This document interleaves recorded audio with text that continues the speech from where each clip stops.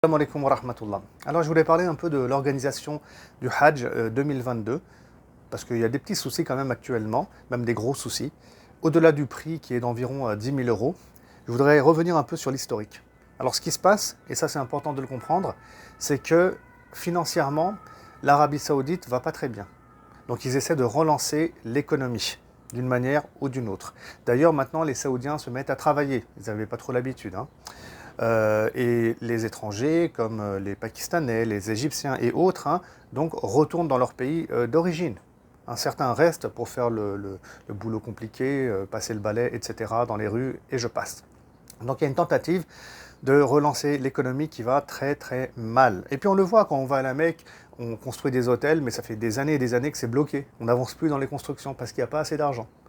Et donc, il y a des réflexions qui sont menées pour redynamiser l'économie en Arabie Saoudite, ce qui est normal. Et puis, il y a eu le problème du Covid. Ça a été dur pour eux, parce que du coup, il n'y avait plus de Umrah, plus de Hajj, on peut dire ça, en vérité. Donc ça a été encore une perte au niveau économique. Alors, dans cette logique-là, il semblerait que les Saoudiens se sont dit, il faut qu'on redémarre l'économie du Hajj et de la Umrah, c'est quand même une rente importante. Pourquoi passer par des agences? C'est la question. Pourquoi des agences en France seraient des intermédiaires qui encaissent de l'argent? Autant encaisser directement l'argent, voyez? Comme ça, on enrichit le pays, l'Arabie Saoudite. Pourquoi pas? En vérité, si moi j'étais le chef d'État en Arabie Saoudite, je ne vais pas cracher sur l'argent du pèlerinage, autant que je l'encaisse moi directement. Vous voyez, au lieu de passer par des agences pour faire tourner l'économie, il y a une logique par rapport à ça quand même.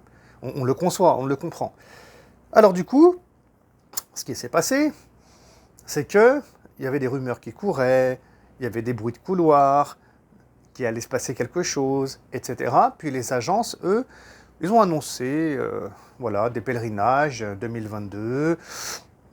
Ils n'ont pas l'air d'être au courant de ce qui se passe, avec des prix qui vont jusqu'à 10 000 euros. Je rigole parce que 10 000 euros, waouh, c'est un truc de fou, quoi. Alors, bien sûr, on parlait de 2 000 euros dans les 10 000 euros qui iraient aux Saoudiens pour qu'ils gèrent sur place. Vous voyez? Alors moi, bien entendu aussi, je pensais que, ils vont tout gérer sur place, les Saoudiens, d'où l'augmentation du Hajj. Donc de 7-8 000, on va passer maintenant à 10 000, pour que, peut-être en 2023, peut-être en 2024, c'est eux qui gèrent tout sur place. Vous voyez? On pense qu'ils auraient fait les choses donc progressivement, petit à petit. Comme si là maintenant en 2022, tu payes 2 000 euros en plus, donc 10 000 euros ton Hajj, et là-bas sur place, donc ils vont faire une tentative de gestion pour voir si ça se passe bien. Et si ça se passe bien l'année prochaine, c'est eux qui gèrent le Hajj, ils préviennent les agences avant et l'affaire est réglée. Mais non, ce qui s'est passé, c'est que là il y a une bombe qui est tombée là-bas. Ils ont annoncé, l'Arabie Saoudite, que c'est fini. Vous voulez faire le Hajj, voici notre plateforme, il faut s'enregistrer. Ils ont court-circuité les agences en fait. Et toutes les agences, même celles qui sont reconnues, qui ont des visas. Visas d'ailleurs qu'ils recevaient de l'Arabie Saoudite. Donc ils les ont court-circuité. Là, il y a une plateforme qui s'appelle Moutawif, qui vient de sortir. Donc celui qui veut faire le Hajj, il doit passer par cette plateforme. Donc il va mettre sa pièce d'identité, son âge, un certificat comme quoi il a bien tous les vaccins, etc. Et puis une fois que les gens qui veulent faire le Hajj, ils auront rempli le formulaire précis avec les documents en plus à remettre, etc. sur la plateforme Moutawif, il y aura un tirage au sort. Donc voilà, s'il y a par exemple 15 000 demandes, il y aura un tirage au sort, et puis peut-être qu'il y en aura 5 000, 6 000, je ne sais pas exactement le chiffre, qui partiront de France. Les autres, non, ils ne pourront pas y aller. C'est mort. Vous voyez? Alors qu'on n'est pas vraiment le prix des forfaits.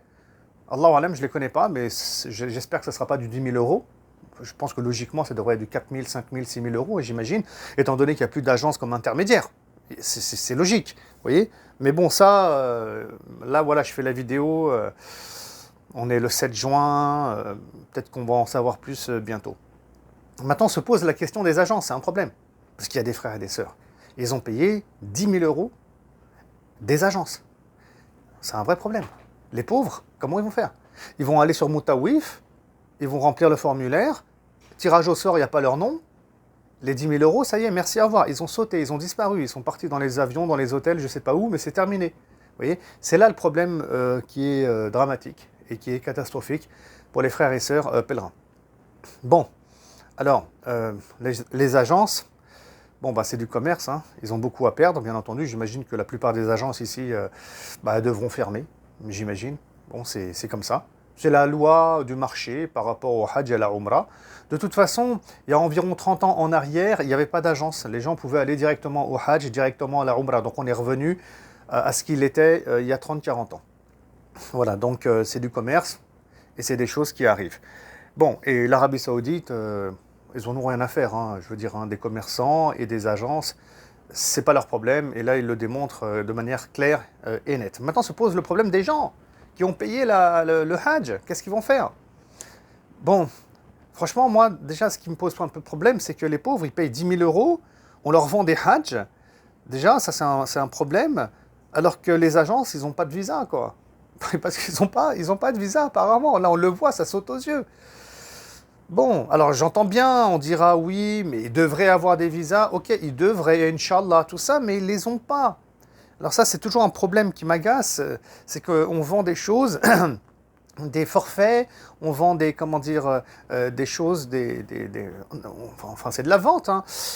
Mais le produit, il n'est pas bon en fait. Et le produit, il est incomplet. Et l'autre mesquine, il est là en face, il paye. Parce qu'il croit qu'on peut faire confiance, c'est une agence qui est agréée, etc. Donc comment faire? Il y en a qui ont des assurances, est-ce que les assurances vont couvrir ça?